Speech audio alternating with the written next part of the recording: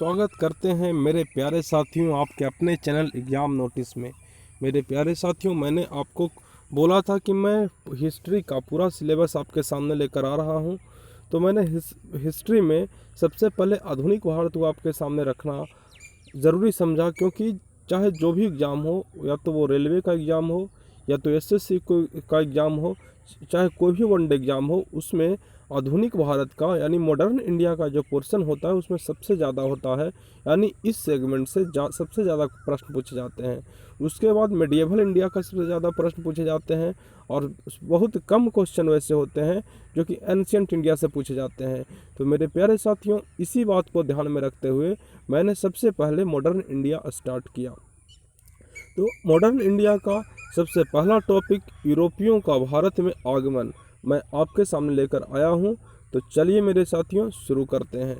हाँ, अगर आपको इस चैनल के पे जुड़ते हैं तो मैं एक एक करके इतिहास के बाद पॉलिटी के बाद इकोनॉमिक्स में एक एक सब्जेक्ट आपको कंप्लीट करवा दूंगा।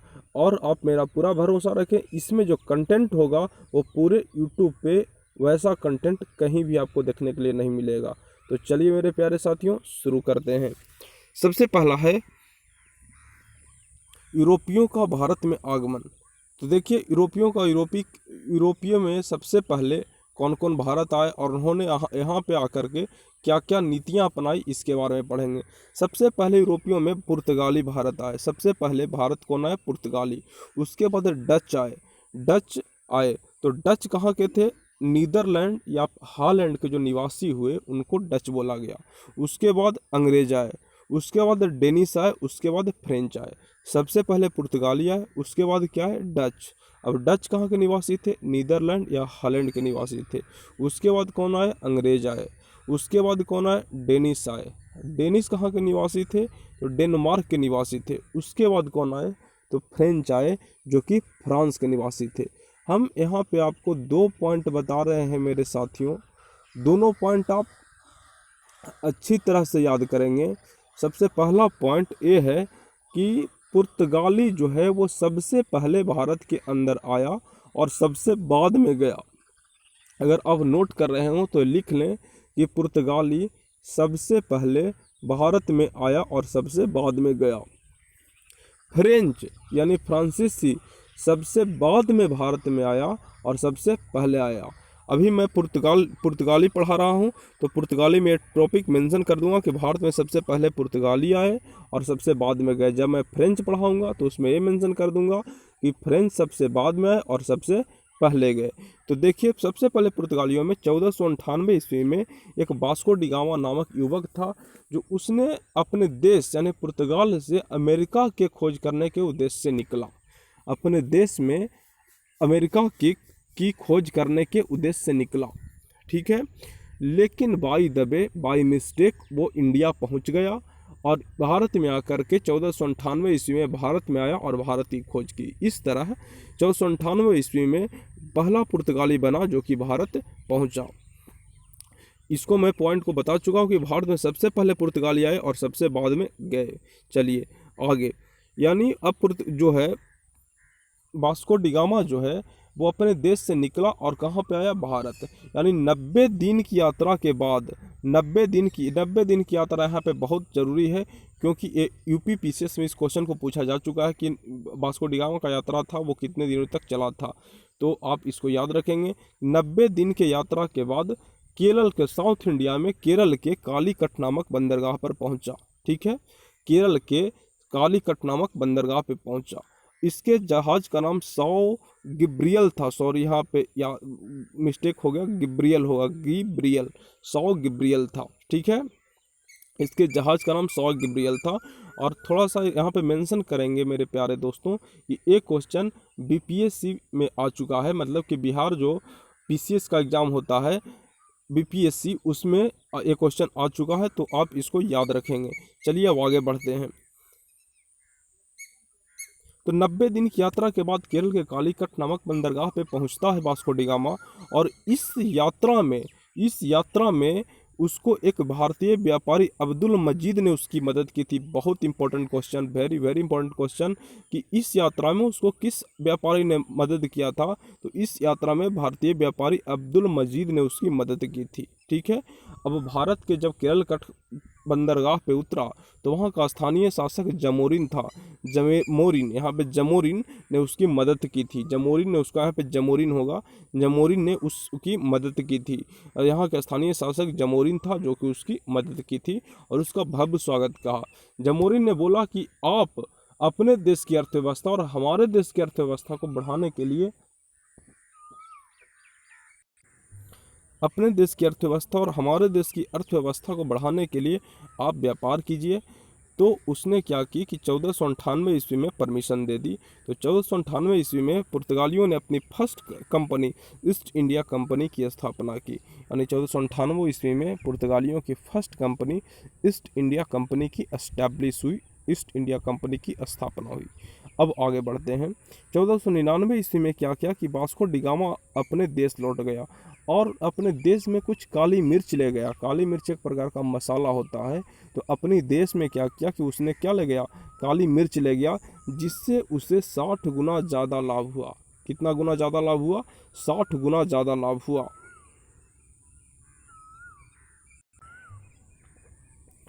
इस मिर्च को अपने देश में बेचा तो उसे 60 गुना ज़्यादा लाभ हुआ। अब इस लाभ को देखकर वह आश्चर्य में पड़ गया कि इतना ज़्यादा लाभ, तब तो हमारे लिए यह व्यापार क्या है, बहुत ज़्यादा फायदेमंद है। इसीलिए क्या हुआ कि 1502 ईस्वी में उसने पुनः दूसरी बार भारत आया। इस बार केमी बार आया? 2 बार। याद रखिएगा कि वास्को डिगामा टोटल 3 बार भारत आया था। एग्जाम में पूछा जा चुका है या पूछा जा भी सकता है कि वास्को डिगामा भारत में 3 बार भारत आया था और भारत में ही उसकी मृत्यु भी हुई थी। तो मैं आगे बढ़ाऊंगा तो आपको बताऊंगा। फिलहाल ये याद आप रखें कि 1502 ईस्वी में वास्को डिगामा दूसरी बार भारत आया। 1502 में वास्को डिगामा दूसरी बार भारत आया। अगला है 1503 में, और इस तरह भारत में आया और अपने इस बार क्या आया हुआ कि आया तो अपने आदमियों को साथ लेकर के आया। और 1503 ईस्वी में जहाँ पे इसने उतरा था उसी स्टेट में कोचीन नामक एक जगह है जो कि केरला में है अभी। तो वहाँ पे अपनी पहली फैक्ट्री का की एस्टैब्लिश की, वहाँ पे अपनी पहली फैक्ट्री बसाई। 1 साल के बाद यानी 1505 में अब आता है फ्रांसीसियों का, पुर्तगालियों का पहला गवर्नर, सॉरी फ्रांसीसियों नहीं, पुर्तगालियों का पहला गवर्नर जिसका नाम था फ्रांसिस्को डी अल्मेडा। उसका कार्यकाल रहता है 1505 से लेकर के 1509 तक आता है फ्रांसिस्को डी अल्मेडा। ठीक है, फ्रांसिस्को डी अल्मेडा 1505 से लेकर के 1509 तक। अब क्या था, पुर्तगालियों का पहला गवर्नर था। फ्रांसिस्को डी अल्मेडा क्या था, पुर्तगालियों का पहला गवर्नर था। इसने नीली जल नीति अपनाई। अब नीली जल नीति क्या है इसको समझिए। नीली जल नीति थी ही पुर्तगालियों को भारत पहुंचने का, चूँकि इतना ज़्यादा बेनिफिट हो रहा था व्यापार में, तो इसने व्यापार को मेंटेन रखने के लिए 2 रास्ता चुना, एक स्थल मार्ग, एक जल मार्ग। लेकिन जो जल मार्ग था वो बहुत घूम करके जाना पड़ता था। तो इसने क्या सोचा, और स्थल मार्ग पे बहुत सारे देश पड़ रहे थे, तो हर एक देश की बाउंड्री पार करते समय उसको उसका टैक्स देना होता। तो जल मार्ग तो अच्छा था लेकिन उसमें समय ज़्यादा लग रहा था। तो इसके पास एकमात्र ऑप्शन है बच गया कि अगर हम अरबों को किसी तरह से परास्त कर दें तो एक रूट वहाँ से निकल के आ सकता है जो शॉर्ट भी होगा और हमारा व्यापार भी उससे सुचारू रूप से चलेगा और जगह जगह पे हम रुक भी सकते हैं। अतः इसने क्या किया, नीली जल नीति अपना करके अरबों को अटैक किया और उसके समुद्री क्षेत्र को क्या किया, छीनना शुरू किया। ऐसा किसने किया, फ्रांसिस्को डी अल्मोड़ा ने। तो उसी को कहा गया नीली जल नीति अपनाई। यानी फ्रांसिस्को डी अल्मोड़ा ने कौन सा नीति अपनाई, नीली जल नीति अपनाई। यानी अरबों पर आक्रमण कर समुद्र क्षेत्र मान ली उसके समुद्र क्षेत्र था उस पर अधिकार किया, ना कि उसके पूरा राज्य क्षेत्र पे। अब 1509 के बाद आता है अल्फांसो डी अल्बुकर्क, जो कि 1509 से लेकर के 1515 तक क्या बना, फ्रांसीसियों का दूसरा गवर्नर बना। और ये इसी को पुर्तगाली कंपनी का भारत में वास्तविक संस्थापक माना जाता है।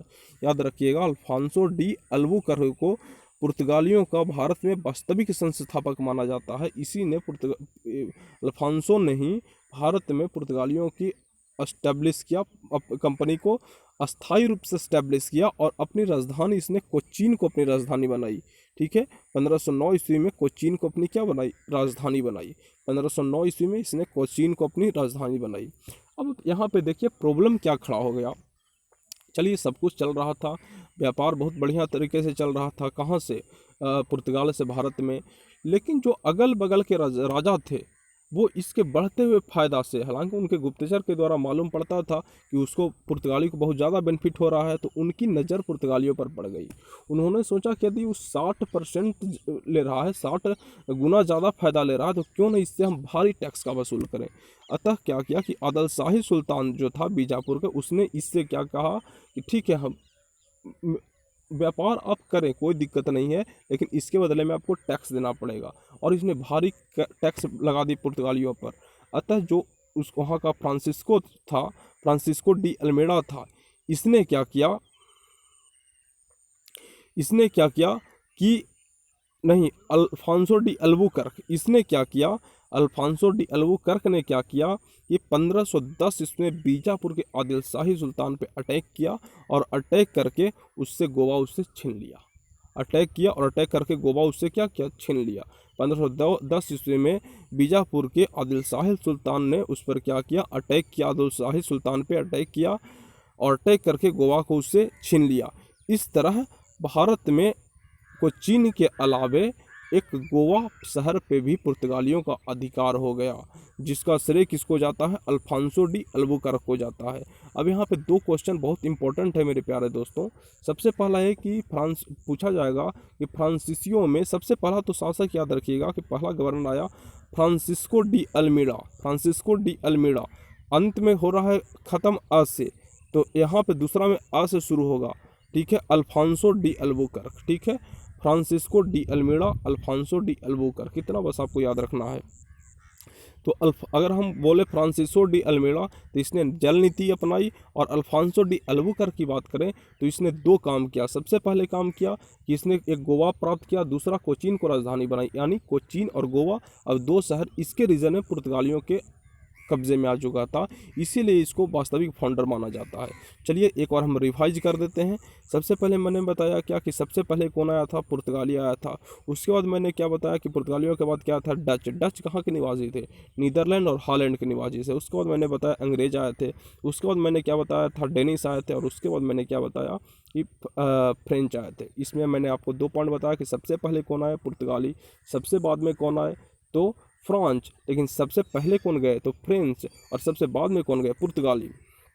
उसके बाद मैंने बताया कि 1498 ईस्वी में वास्को डी गामा कहाँ आया, भारत आया। ठीक है, उसका जहाज़ का नाम सायो गब्रियल था। कौन स्वागत किया तो जमहूरी ने स्वागत किया। किसके सहायता से आया तो किसके सहायता से आया तो अब्दुल मजीद की सहायता से आया। इतना मैंने आपको बता दिया। उसके बाद मैंने बताया कि 1498 ईस्वी में उसी साल उसको क्या किया, बोला परमिशन मिल गई, उसी पुर्तगाली ईस्ट इंडियन कंपनी की स्थापना हुई। 1499 में अपना देश गया। साथ में क्या लगा, काली मिर्च। फायदा कितना हुआ, 60 गुना। फिर 1502 ईस्वी में कितनी बार भारत आया, दूसरी बार। अपनी बात क्या किया, अपने टीम को भी लाया। और 1503 ईस्वी में क्या किया, पहली फैक्ट्री कोचीन में स्टैब्लिश हुई।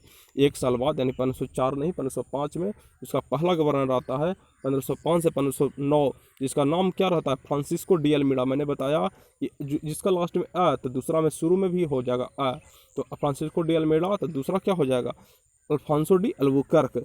तो अल्मीडा आया, इसने क्या किया तो जल नीति अपनाई। ठीक है, दूसरा क्यों आया, 1509 से लेकर के 1515 तक आया अल्फांसो डी अल्बुकर्क। इसने क्या किया, इसने दो काम किया।